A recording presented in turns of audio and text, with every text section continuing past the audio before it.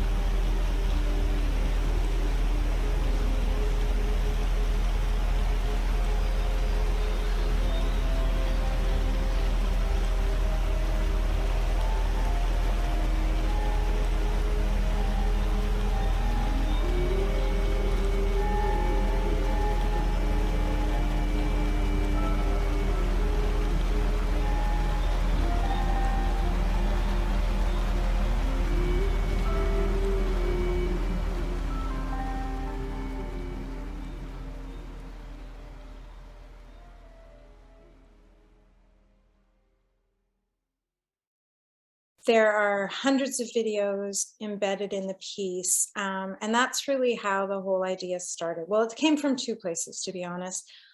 One was in New York at, I think it was the Met, being kind of overwhelmed by the crowds and seeking refuge in the Japanese collection, and seeing the kind of perspective, it's called isometric perspective, the way space is depicted on Japanese screens. It's also used in Chinese scrolls, Indian miniatures, and even kind of in the West perspective in the Renaissance.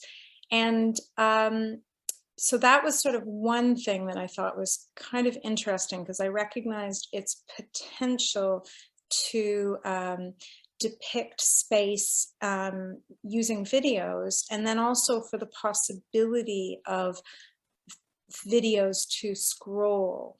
The other kind of main reference point was realizing that online there was this huge wealth of videos, nature videos, posted as meditation aids.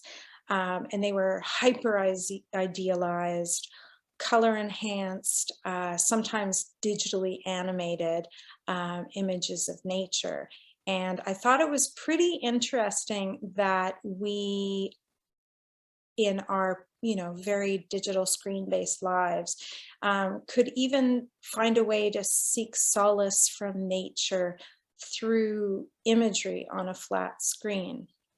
So I kind of combined together these two ideas and decided to I was thinking of like offices at first. I was thinking the kind of imagery that's often found in offices that, way back it used to be screensavers, but now it would be, maybe it's even calendars on the wall or paintings or prints, but they often would be nature images, even though you're in the sterile environment of office cubicles.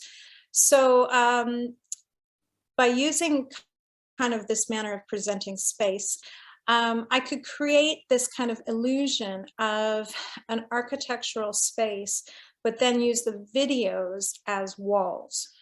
And the advantage of isometric space is it has this slightly aerial perspective to it, which gives it a sense of kind of order and kind of manageability. It almost creates a model scale.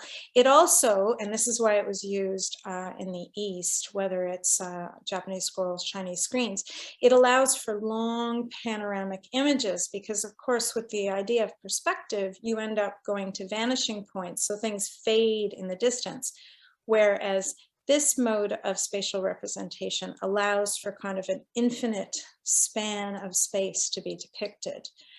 I also like the idea that it kind of encourages movement in the viewer, whereas perspective, because it was originally designed, for the king's throne, one single fixed point of view, whereas isometrics are really designed for movement of either the image, so scrolling through an image, or the viewer past a screen. So I started compiling these nature videos, and then I started thinking, well, they're lovely, but that's not the truth of how we treat the land.